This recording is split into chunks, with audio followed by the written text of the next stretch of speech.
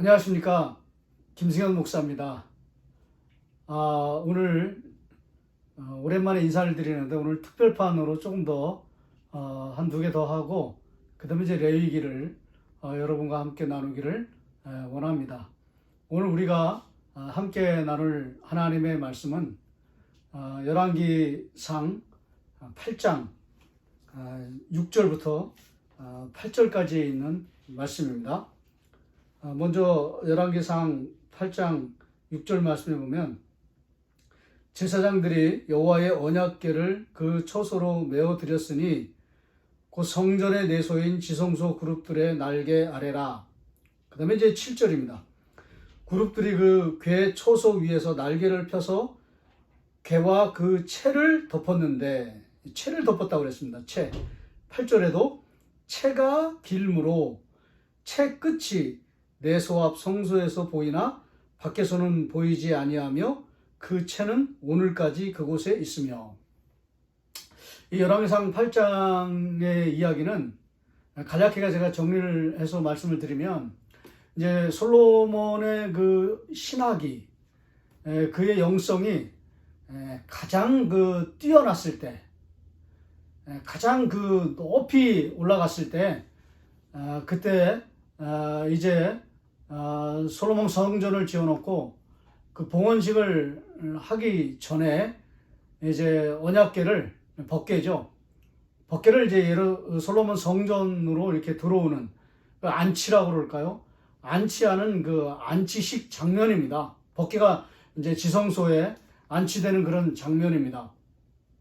근데 이 말씀 중에서 이제 법궤를 안치하면서 그 채에 대한 이야기를 여러분과 좀 하기를 원합니다. 그 채는 이제 그 고리에 이렇게 끼워져 있는데, 그게 여기 7절 말씀과 8절 말씀 보시면 그 8절 말씀에도 그 채가 길므로, 그게 이제 길어가지고 그 고리에 이제 그 채가 이제 끼워져 있는데 그게 너무 길어가지고 그게 이제 지성소 휘장을 이제 지나서 그 다음에 이제 내소 앞 성소, 이건 이제 그냥 성소입니다. 성소에서 보인다는 거예요. 이제 밖에서는 보이지 않지만 성소에서는 그 채가 보인다는 거죠. 채 끝이.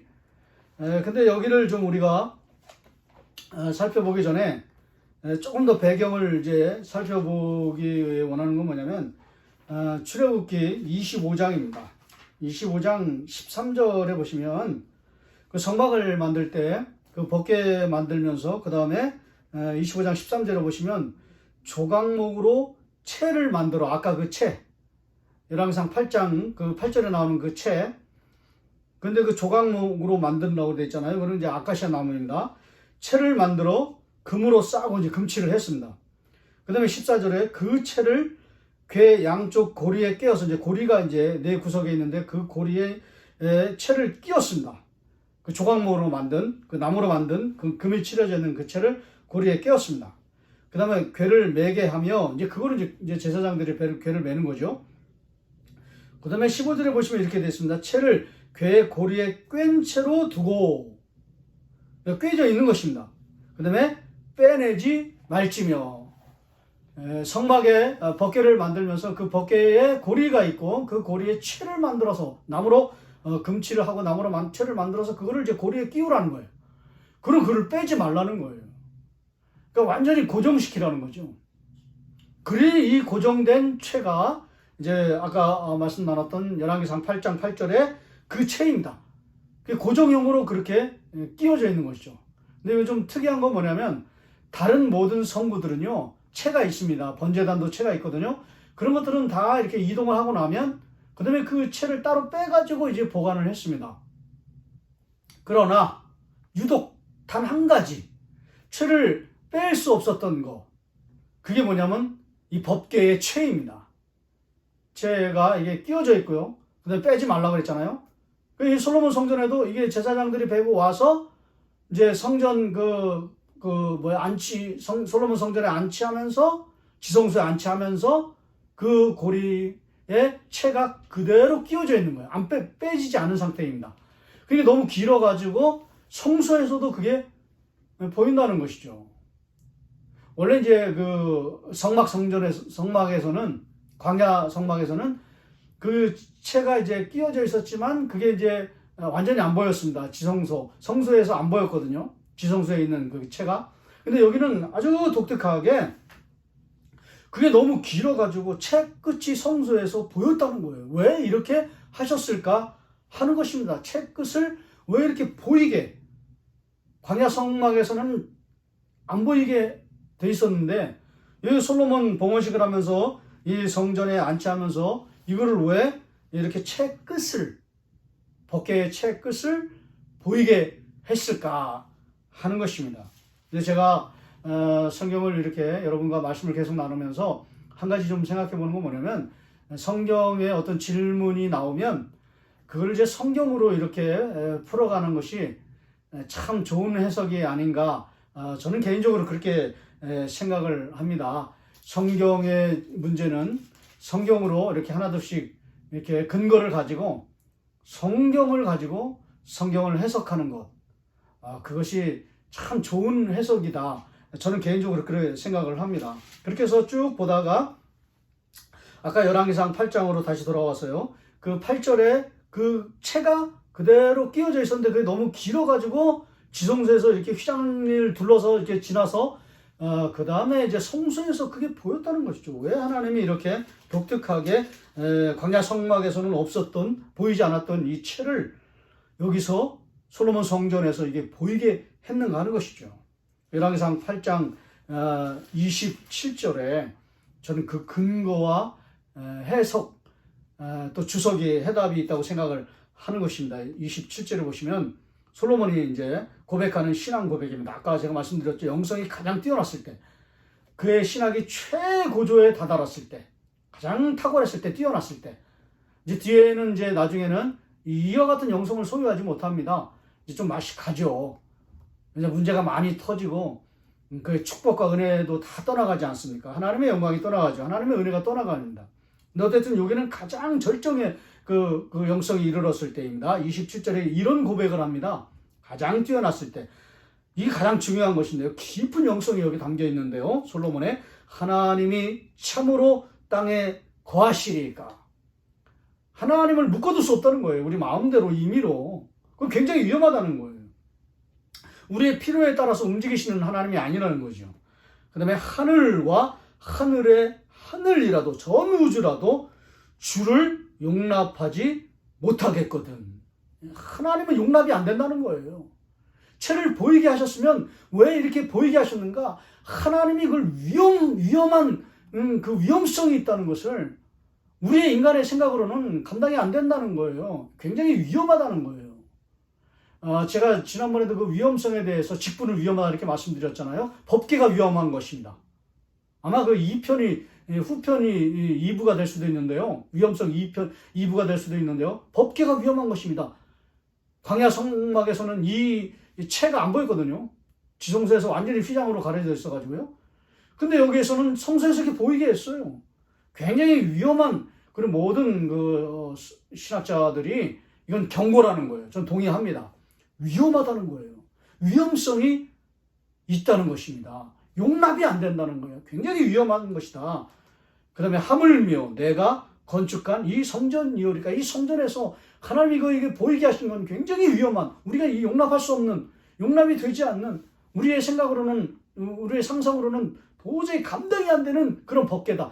이거 너무나 위험한 법궤다. 감당이 안 되는 법궤다.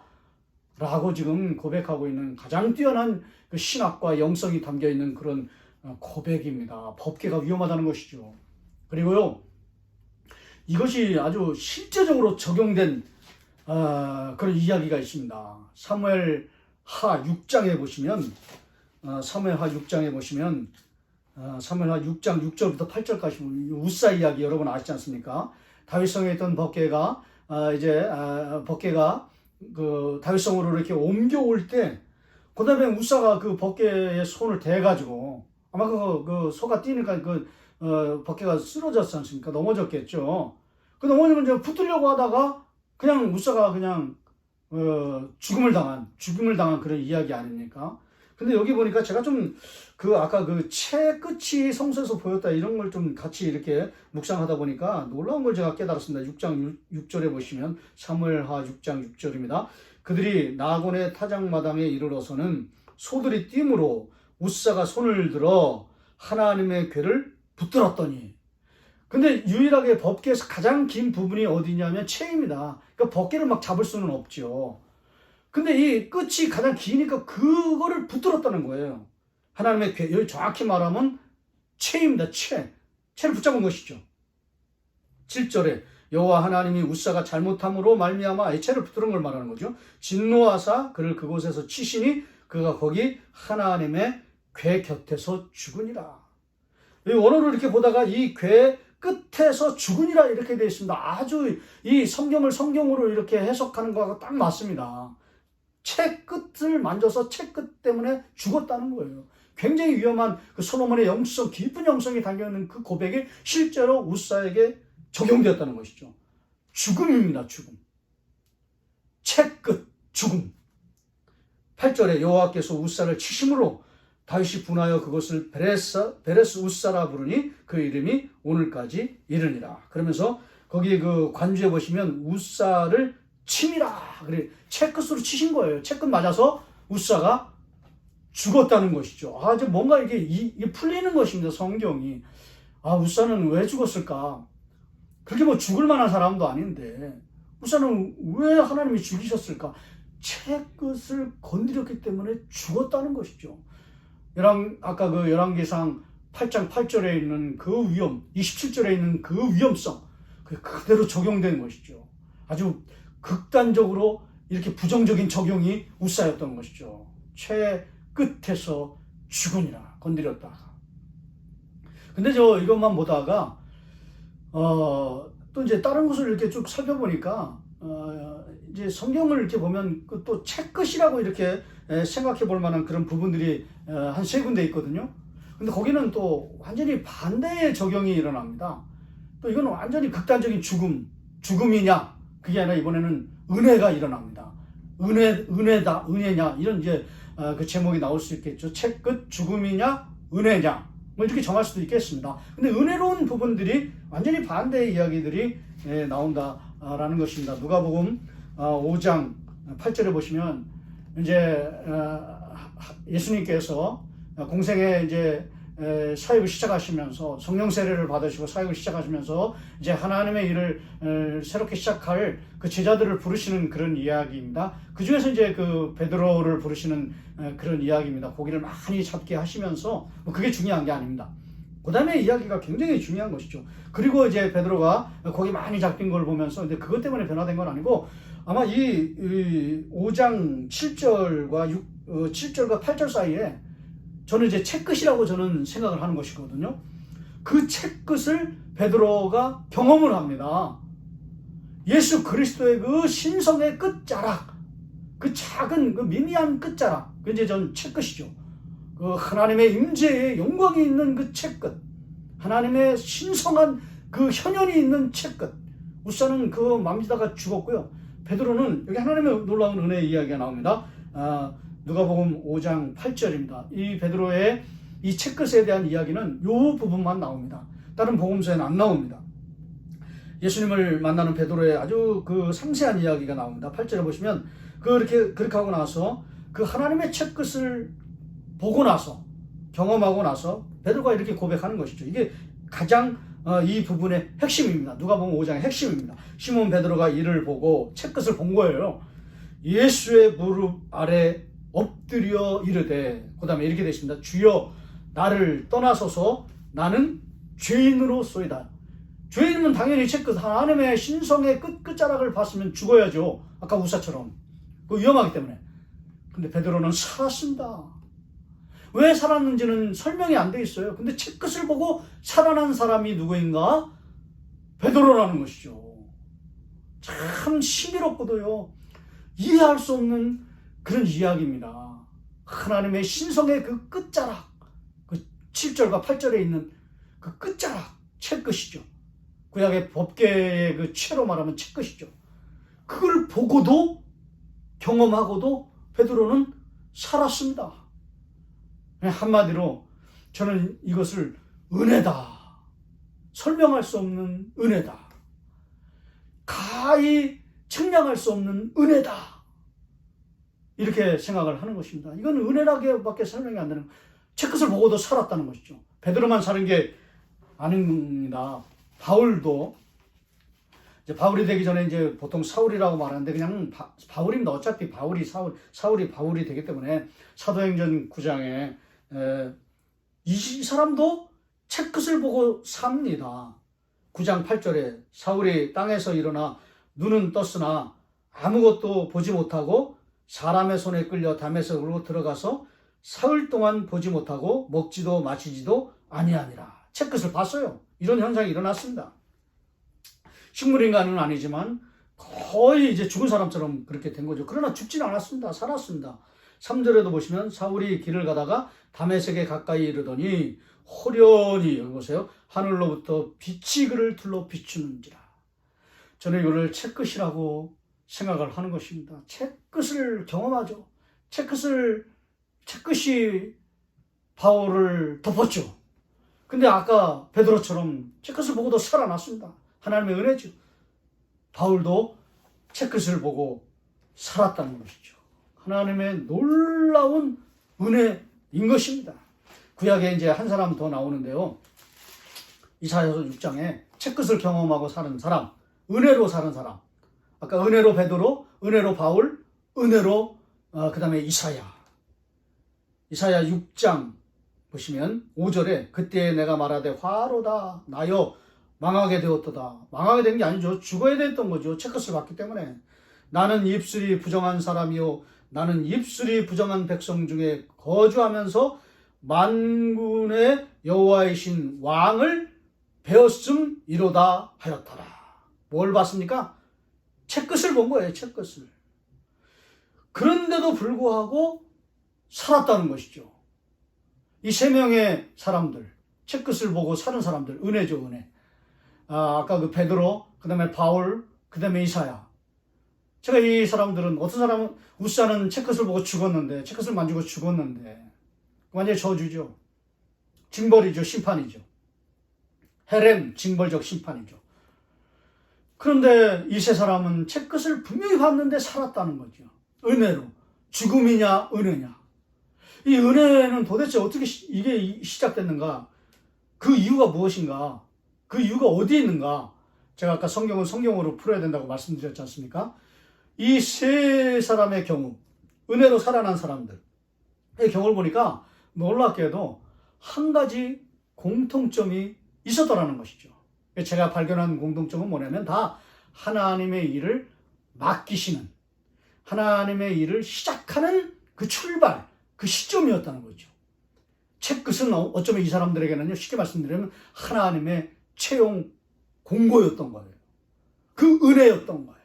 하나님의 일을 다 시작하는 그런 상황이었습니다. 베드로도 예수님을 만나서 그 채끝을 보고 하나님의 제자로 하나님의 일을 시작하는 그런 부르심. 바울도 채끝을 보고 하나님의 제자로 전도하고 선교하는 그런 부르심 앞에 서는, 그 채용 공고 앞에 서는 그 부르심. 이사야도 그 하나님의 환상을 보고 이스라엘 백성들에게 선지자적인 사명을 감당해야 하는 그 부르심. 그 이사야는 더 놀라운 고백을 하지 않습니까? 누가 과연 이 일을 시작할까? 할 사람이 아무도 없다. 하나님이 막 한탄하실 때, 주여 나를 보내소서, 내가 여기 있나이다. 하나님의 부르심 앞에, 그 일하심, 하나님이 일을 맡기시는 그 맡기심 앞에 그냥 순종한 것이죠. 여기서 제가 발견한 건 뭐냐면 하나님의 일하심이 있었다는 것이죠. 이게 은혜를 경험하는, 채끝의 은혜를 경험하는 비결이었다는 것이죠. 제가 이거 적용을 말씀드리겠습니다. 사랑하시는 여러분, 하나님의 임재를 경험하는 것은 굉장히 위험한 일입니다. 그러나 어떤 경우에는 은혜가 임하는 경험이기도 합니다. 죽음이 될 수도 있고요, 은혜가 될 수도 있습니다. 근데 놀랍게도 은혜가 되는 그런 비결은 하나님의 그 맡겨주심, 일을 맡겨주심, 그 채용 공고 앞에 겸손하게 순종했던 그런 사람들이었다는 것이죠.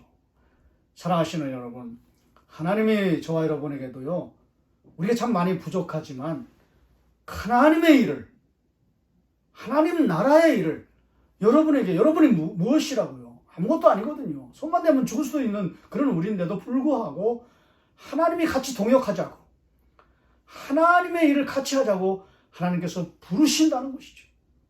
맡기신다는 것이죠.